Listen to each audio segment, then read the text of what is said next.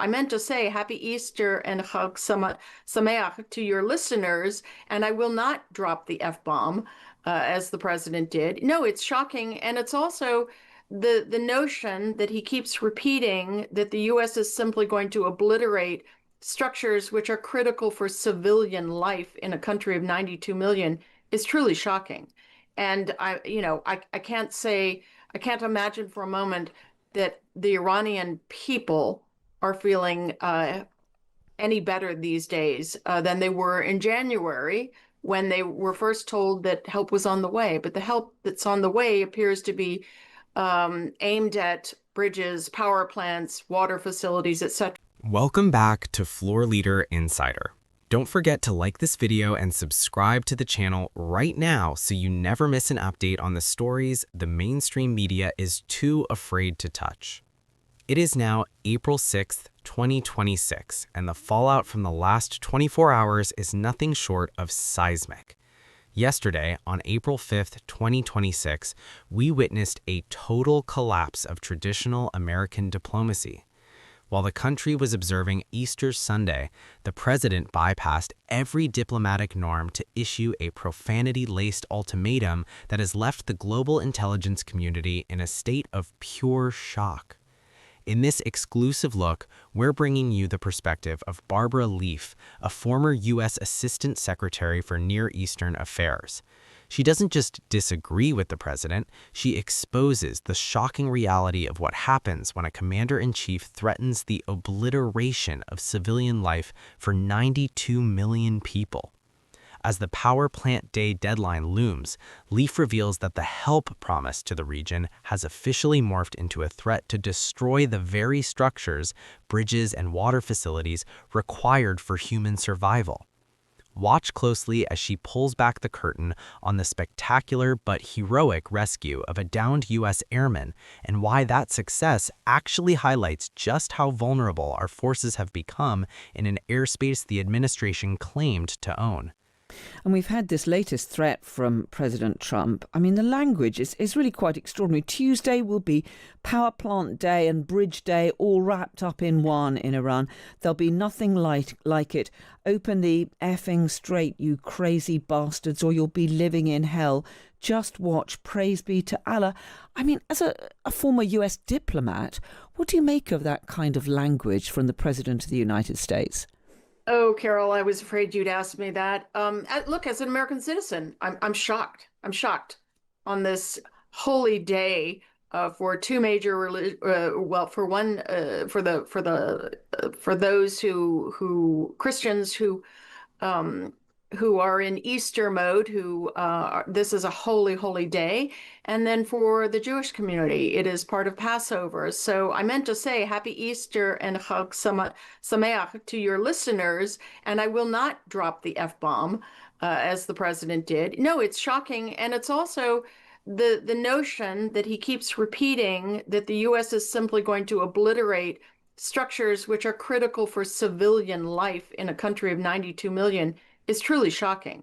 And I can't imagine for a moment that the Iranian people are feeling any better these days than they were in January when they were first told that help was on the way. But the help that's on the way appears to be aimed at bridges, power plants, water facilities, etc.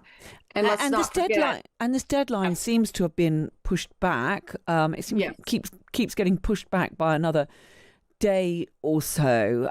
I mean, do you think that is President Trump just hoping that somehow the Iranians will decide to back down, despite the fact that, frankly, that looks pretty unlikely at this stage? I rather think this has more to do with marshaling the last elements of U.S. forces that he wants for some sort of ground operation, rather than the notion that 24 hours more will actually complete a diplomatic round. It's not even clear that there are the talks of any kind between the Pakistanis and the Iranians are continuing. So there is literally nothing in terms of a diplomatic roadway out of this.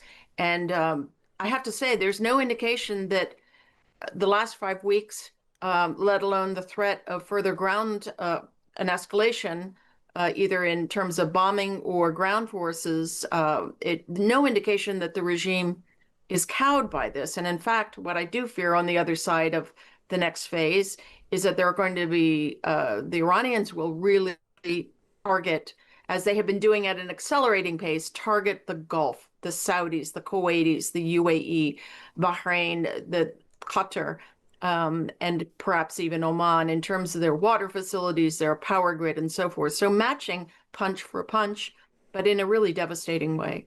What we just heard from Barbara Leaf is the sound of the diplomatic insider class admitting the guardrails are gone. On April 5, 2026, the OG protocol of international stability wasn't just strained, it was set on fire. The floor leader insider take on this is simple. The president is flailing.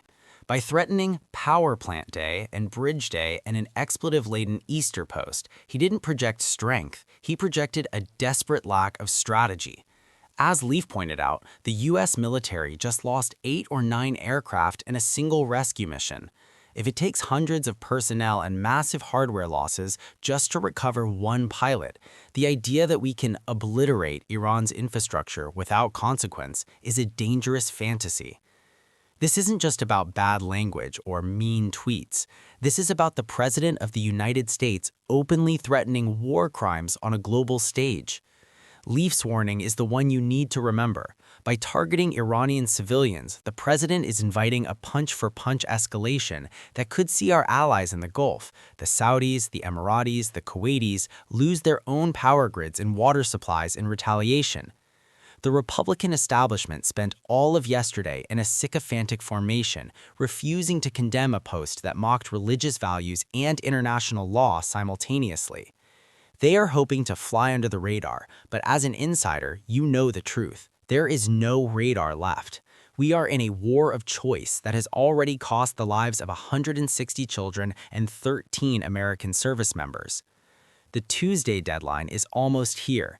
If the administration doesn't find a diplomatic roadway fast, Power Plant Day won't be a victory. It will be the day the world realized the American president has lost his grip on reality.